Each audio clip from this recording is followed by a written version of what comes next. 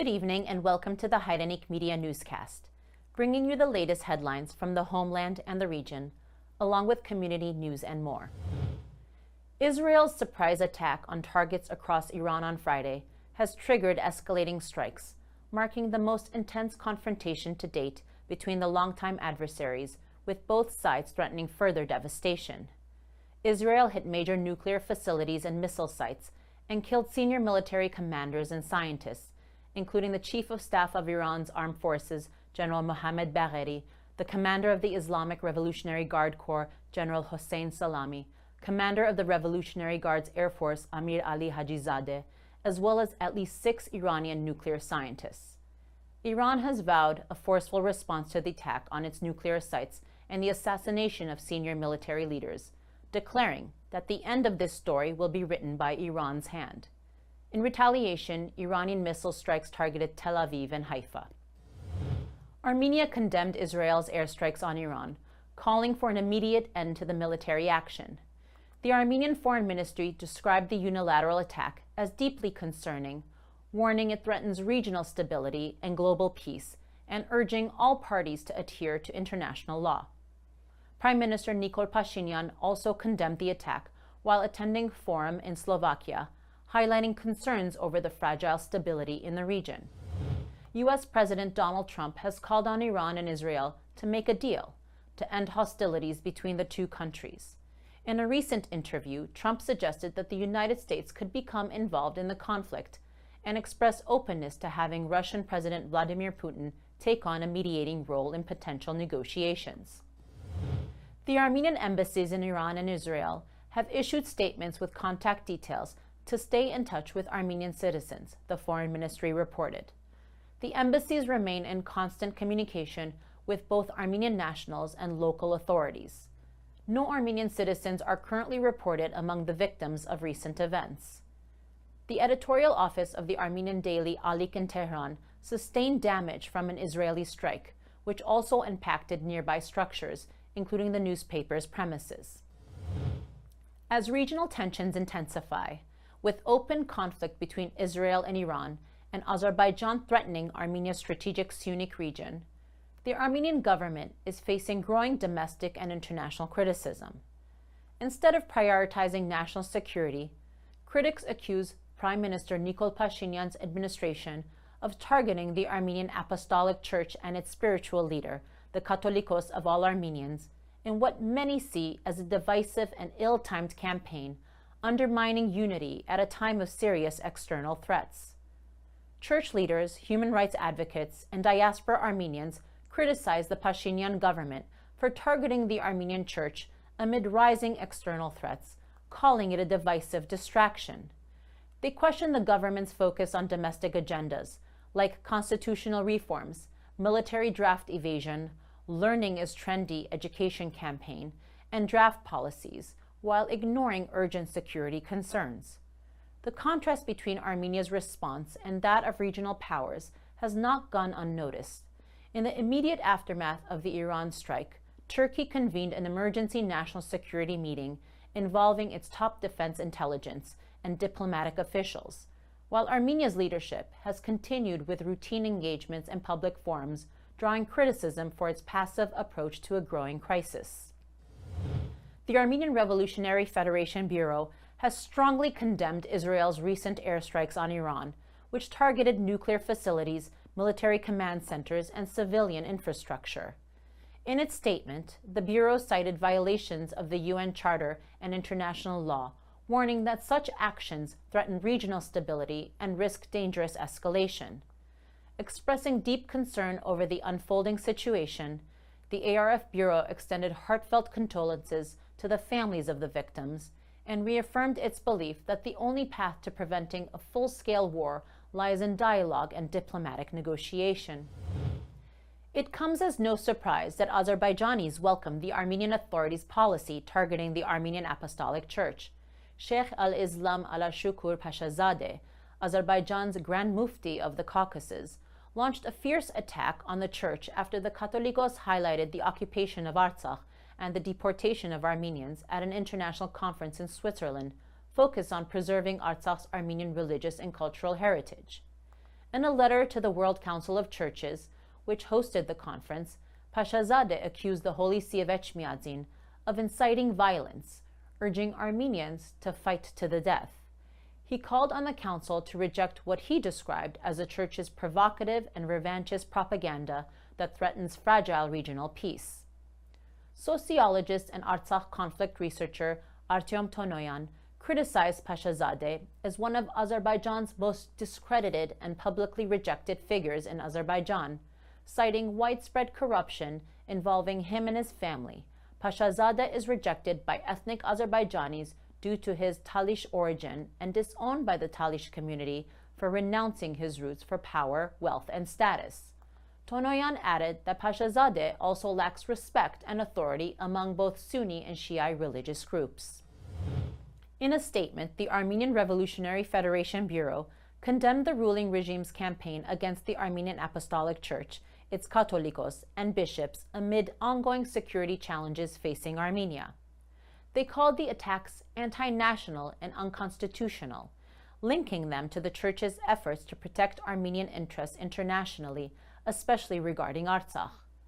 The statement noted that the authorities' attacks were clearly driven by the false and immoral statements of the religious leader of the enemy state, as well as by certain groups seeking to exploit religious freedom issues in Armenia to undermine the constitutionally protected historical role and status of the Armenian Apostolic Church. The ARF Bureau expressed full solidarity with the Church, condemning the government's actions as harmful to national unity, morale, and statehood, and pledged to support the Church in defending Armenia's national aspirations. His Holiness Karakin II returned to Yerevan to a large supportive crowd. Addressing the nation following the Prime Minister's controversial remarks, the Catholicos called for calm and resilience. He encouraged the faithful to overcome adversity with wisdom and reaffirmed hope in a better future for Armenia. The gathering at the airport served as a show of support for the Armenian Church amid growing tensions between religious and government leadership. Nejde Iskandarian, member of the Council for the Protection of the Rights of Artsakh Citizens, announced during a press conference in Yerevan that he has been appointed Artsakh Minister of State. He reported progress in recent months, including the inclusion of 158 settlements in Kodaik, Ararat, and Aragatsotsan provinces, home to over 13,000 Artsakh residents, under a housing program.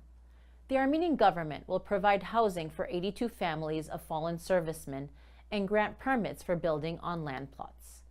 Efforts are underway to raise the land purchase cost threshold and extend mortgage repayment terms from 10 to 20 years.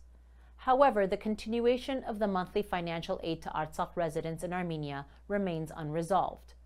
While acknowledging some progress, Iskandarian said the changes expected by the people of Artsakh have not been fully realized.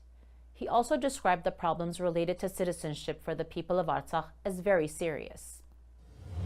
A draft amendment to Armenia's law on military service, proposed by MP Hayk Manukyan, was rejected in the Parliamentary Defense Committee after a tied vote, exposing rifts within the ruling Civil Contract Party. The proposal faced backlash for allowing reduced service in exchange for payments, with reports indicating the government quietly withdrew support due to legal and military opposition. Opposition MP Dikran Abrahamyan has raised serious concerns over distorted testimonies in the ongoing sham trials of Armenian prisoners in Baku. Citing former Artsakh Parliament Speaker David Ishkhanyan's request to access court transcripts, dismissed by the judge, Abrahamyan asserted that the entire process is riddled with falsifications, including mistranslations and manipulated statements. Prisoners have reportedly informed their families that Azerbaijani media misrepresented or even reversed their words. Abrahamyan viewed Ishkhanyan's push to obtain the transcripts as an effort to expose these fabrications and once again called for the immediate release of all Armenian detainees. However, the court seems determined on obstructing this attempt, deliberately stalling the process.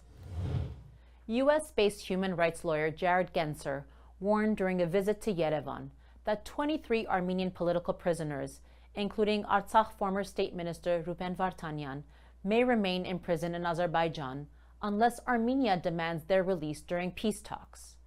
During an interview with Azadutyun, Gencer criticized the Armenian government's inaction, calling the ongoing trials in Baku political theater aimed at legitimizing ethnic cleansing.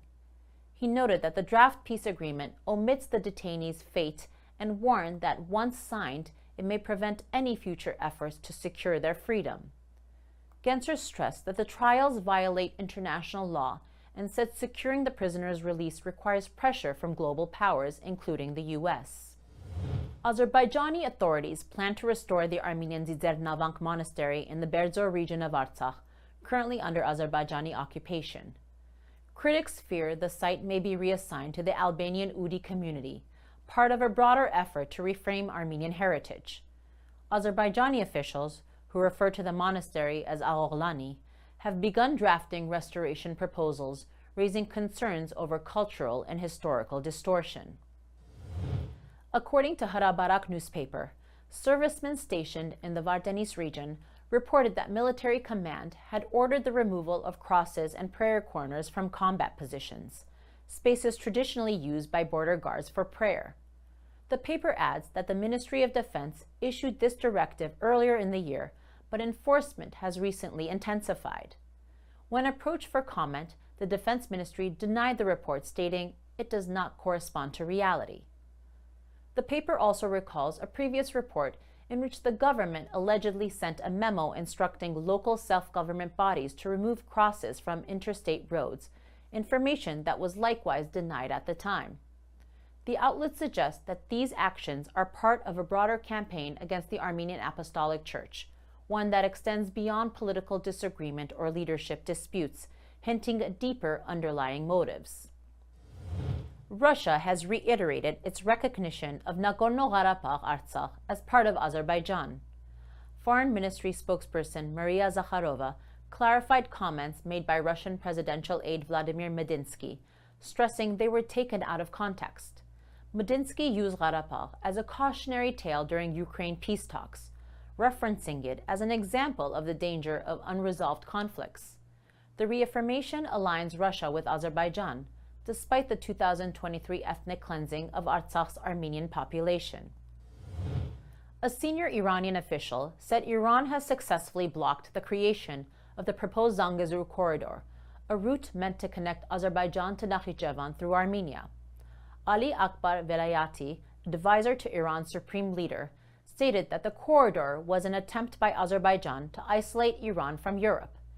He emphasized that Iran's presence in the South Caucasus protects national interests and serves as a strong barrier against foreign interference in the region. Turkey and Azerbaijan are once again strengthening their military alliance, conducting joint exercises titled Unshakable Brotherhood 2025 and Mustafa Kemal Atatürk 2025 in Nakhichevan from June 12 to 19. These drills highlight the deepening defense cooperation between Ankara and Baku, building on years of close military collaboration, including Turkey's pivotal support during the 2020 war against Artsakh with advanced military technology like Bayraktar TB2 drones. Meanwhile, Azerbaijan is set to significantly boost its air power through a $4.6 billion deal with Pakistan to receive 40 advanced JF-17 Thunder fighter jets, the largest arms export contract in Pakistan's history. The acquisition further intensifies regional security concerns in Armenia and across the South Caucasus, underscoring the growing military capabilities of Azerbaijan amid ongoing tensions. Tensions flared in Jerusalem last week when a group of Orthodox Jews attempted to enter the Armenian convent St. James Monastery without permission. After being told it was private church property, one individual reportedly declared, "This is our country. We can go wherever we want." The group left after a brief standoff. Armenian community leaders condemned the incident, warning it reflects a growing pattern of provocations and are urging stronger protections for their presence in the Old City. In community news, the ARF Sartarabad Gomide of Boston and the AYF Greater Boston Nizhde chapter celebrated the 107th anniversary of Armenia's independence and the 135th anniversary of the ARF with a dinner and concert in Watertown, Massachusetts. The event opened with the national anthems of Artsakh and Armenia, followed by remarks from Master of Ceremonies Varan Chiloyan, who honored the ARF's 135-year legacy in the fight for a free, independent, and united homeland, and paid tribute to heroes of the 1918 battles and all who sacrificed their lives for the survival of Armenia and Artsakh. Dikran Khaligyan, chair of the Sartarabad Gomide, highlighted the historic battles of Sartarabad, Bashabaran, and Kharakilisa, emphasizing the enduring need for national unity. ARF Eastern Region Central Committee member Ara Nazarian emphasized the ARF's vital role in defending the Armenian people, preserving national identity, and strengthening unity. He urged Armenians to reject complacency and renew their commitment to national self-determination, stressing that overcoming today's challenges requires active engagement, determination, and collective resolve deeply rooted in historical resilience. ARF Bureau member Khajak Magardichan closed the event by underscoring the ARF's historic role in every pivotal moment of modern Armenian history. Drawing parallels to the post-genocide era, he called for national revival, urging Armenians to reject defeatism and replace the current regime, which he identified as responsible for recent national setbacks. He appealed to all who share the ARF's mission to unite in collective resistance to restore the rights of the people of Artsakh and reinforce Armenia's hard-won independence. The evening concluded with a concert of Armenian patriotic songs performed by Karnik Sarkisyan and the band. Kezi harkank u medzarank, eros aski anhum barzank, duni mityal azadutyan, beh gagapar dachnaktutyan. Kezi harkank u medzarank, eros aski anhum barzank, duni mityal azadutyan, beh gagapar dachnaktutyan. Երկեցի պարկով էհության, երկեցի ուշ գոզորության, երկեցի սերկո միության, բիդի երկեմ կեզ ավիդյան, երկեցի պարկով էհության, երկեցի ուշ գոզորության, երկեցի սերկո միության, բիդի երկեմ կեզ ավիդյան. The Ultimate Fighting Championship, UFC, is facing growing criticism ahead of its June 21 event in Baku. The Armenian National Committee of America has condemned the move, accusing the UFC of enabling Azerbaijan whitewash its global image following the ethnic cleansing of Artsakh and ongoing erasure of Armenian cultural and religious heritage. According to ANCA, hosting the event in Baku runs counter to the UFC's stated values of integrity, inclusion, and sportsmanship, and shows disrespect to both its fighters and global fan base. Critics have called on UFC President Dana White to cancel the event, calling it a matter of moral principle. One ANCA social media post read, "The road to UFC Baku crosses the graves of countless Christian souls, thousands of Armenians mass murdered by Azerbaijan's oil-rich, bloodthirsty Aliyev family, ethnically cleansed from their indigenous Artsakh homeland." With the date approaching, pressure is mounting on the UFC to reconsider its participation as fans, human rights organizations, and advocacy groups raise their voices in protest. Armenian wrestlers triumphed at the U17 Greco-Roman European Championships in Skopje, the capital city of North Macedonia. Hayk Manukyan won gold in the 60-kilogram class, defeating his Azerbaijani opponent, and Marat Achemyan claimed gold in the 55-kilogram class with flawless victories. Ararat Avedisyan earned bronze in the same weight category. In other sports news, the Armenian national basketball team secured back-to-back victories over Costa Rica, winning 86-62 in Fresno and 103-90 in Los Angeles during international friendlies.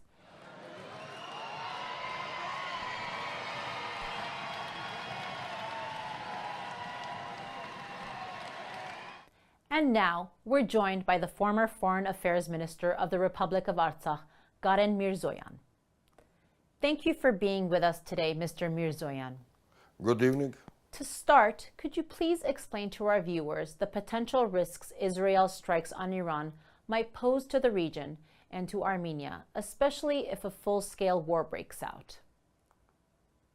It's already the fourth day, if I'm not mistaken, that the exchange of this military strikes between two countries, Iran and Israel, started. And it already became a reason for very drastic changes in the security environment, not only around these two countries, but also in the whole global region. And Armenia, as a part of this region, is also, we can use this word, is also endangered by the possible developments. Well, they say that dozens of people are killed and injured during this conflict. Thousands of people are seeking refuge, trying to escape continuous strikes.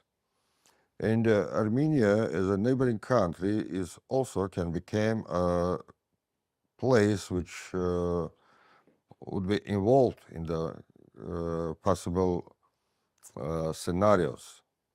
There are still hopes. There are still some hopes that this conflict will not deteriorate and not will enter in the stage of full-scale war. There are hopes that it will be possible to find any political solution, to open way for political settlement, but in any case, Armenia have to be prepared for any possible scenario. Armenia have to take into account all the possible developments, all the possible things which can happen. Understood. As a reminder, our guest tonight is former Foreign Affairs Minister of the Republic of Artsakh, Garen Mirzoyan. Mr. Mirzoyan, considering Armenia's current challenges, how do you assess the anti-church rhetoric coming from Yerevan's authorities, the growing societal divisions, and the broader domestic political agenda? Frankly speaking, I don't think that is the best way to be prepared to the possible negative scenarios. Even if we are not taking into account the current conflict between Iran and Israel, the security environment around Armenia is so vulnerable. So many challenges which are coming, and Armenia is forced to face all these challenges. And human experience and the normal logic, they tell us that in such cases, the normal states, they have to be prepared. And first of all, they have to take all the necessary steps to provide its population with some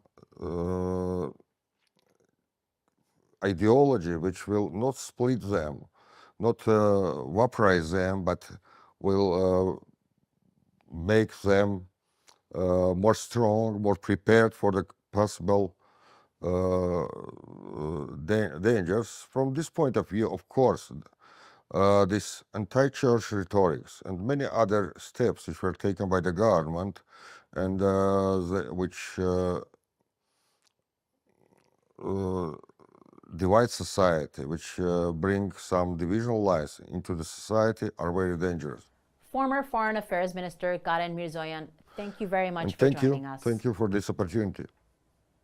That's all for tonight's broadcast. Thank you for joining, and don't forget to follow us on YouTube, Facebook, Instagram, and X. Good night.